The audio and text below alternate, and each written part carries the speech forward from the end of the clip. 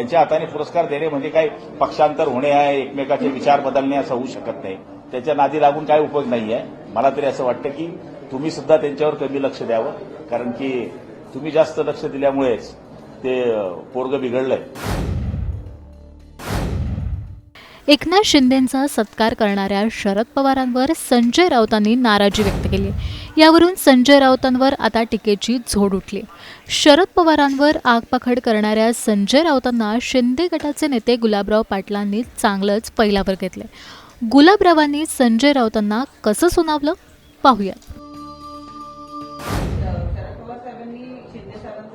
केला त्यामुळे महाविकास आघाडीमध्ये थोडं बिघाडी होईल असं तुम्हाला वाटतंय का? ज्या पद्धतीनं आजपर्यंत संजय राऊतांनी कधीही शरद पवारांच्या विरोधात किंवा त्यांच्या भूमिकेला विरोध करणारी भूमिका कधीच व्यक्त केलेली नाही. हे बघा, महाराष्ट्र हे सुसंस्कृत राज्य आहे. जरी वेगळ्या वेगळ्या विचाराने आपण राज्य करत असलो तरी शरद पवार हे आपल्या राज्याचे मोठे नेते आहेत, देशाचे नेते आहेत आणि अशा कार्यक्रमामध्ये ते नेहमी जात असताना गेलं पाहिजे. त्यांच्या हाताने पुरस्कार देणे म्हणजे काही पक्षांतर होणे आहे, एकमेकाचे विचार बदलणे असं होऊ शकत नाही. पण आपली ही संस्कृती आहे. ज्यांनी चांगलं कार्य केलंय त्याचा गौरव जर होत असेल तर तो गौरव करण्याचा मान त्यांना जर मिळत असेल तर हे कायम महाराष्ट्राने केलेलं आहे.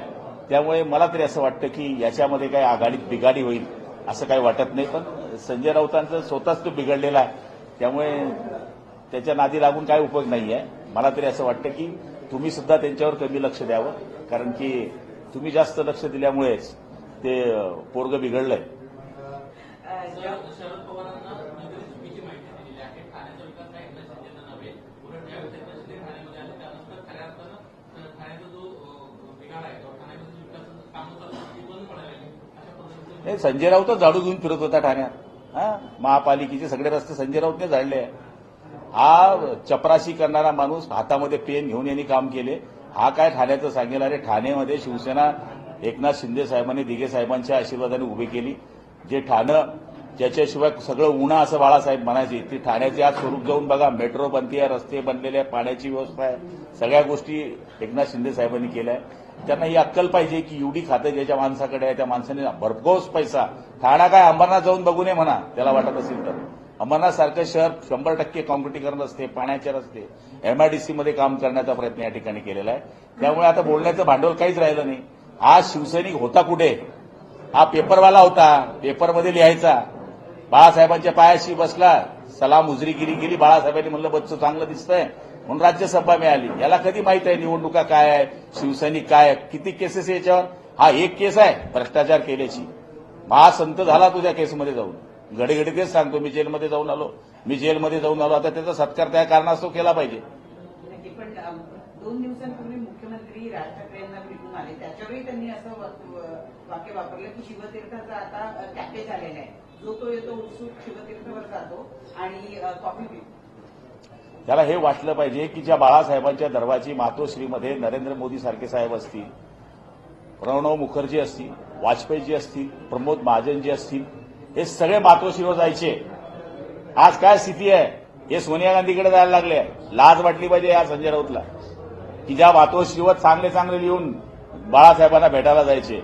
ज्यावेळेस आदरणीय मोदी साहेब गुजरातचे मुख्यमंत्री होते त्यावेळेस बाळासाहेबांना भेटायला गेले होते. ज्यावेळेस त्यांचं नाव पंतप्रधान म्हणून डिक्लेअर झालं त्यावेळेस बाळासाहेबांकडे सगळे जायचे. आज मातोश्रीची स्थिती कोणी करून टाकली? या माणसाने काँग्रेसची लव्ह मॅरेज केल्यामुळे आज उद्धव साहेबांना सोनिया गांधीकडे जावं लागतंय, राहुल गांधीकडे जावं लागतंय. मला तरी असं वाटतं की हे असं बोलणं त्याच्याकरता हास्यास्पद आहे. पण महायुतीमध्ये पण सगळं आणलेलं आहे असं दिसत नाही. राष्ट्रवादी आणि शिवसेना यांच्यामध्ये कुठे ना कुठे पालकमंत्री पदावरून असतील वेगवेगळ्या मुद्द्यांवर कुरबुरी सुरू आहे. त्यात धनंजय मुंडेंचं प्रकरण आहे. धनंजय मुंडे यांचा राजीनामा घेतला जाते किंवा धनंजय मुंडेंमुळे हे सरकार बदनाम होत आहे अशी शिवसेनेची भावना आहे का? हे बघा, 3 तुल्यबळ पक्ष एकत्र आल्यानंतर थोड्या मोठ्या कुरबुरी चालणारच आहेत. कारण की मला वाटतं की माझ्या जिल्ह्याचं मला पालकमंत्रीपद मिळालं पाहिजे, त्यांना वाटतं की मला मिळालं पाहिजे. ह्या गोष्टी चालणारच आहेत. 3 जण आहे, तुल्यबळ आहे, या घटना घडणार. ते आजच घडत आहे असं नाही आहे. मागच्या काळातही घडत आल्या, पुढेही घडणार आहेत. पण त्याचा अर्थ असा नाही आहे की सगळं बिघडून जाणार आहे. त्याच्यावरही तोडगा काढण्याकरता 3 नेते सक्षम आहे आणि ते वेळोवेळी त्याची सुधारणा करत असतात. आणि मला नाही वाटत की त्याच्यामुळे फार मोठं प्रलय येणार आहे आणि संजय राऊतांचं बाकी फार सत्य ठरणार आहे.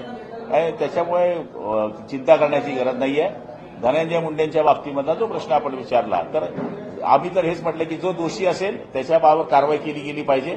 आता त्या ठिकाणची तपासणी सुरू आहे. जर त्याच्यामध्ये दोष असतील तर त्यांचे नेते अजित पवार त्याच्यावर निर्णय घेतील.